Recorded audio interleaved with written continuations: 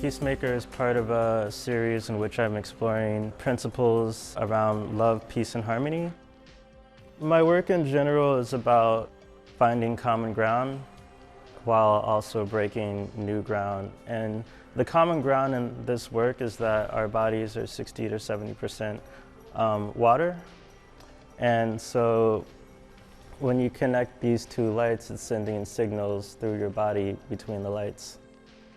The breaking new ground part is that through activating these lights, we're also activating this idea of peace and creating a moment of peace between us.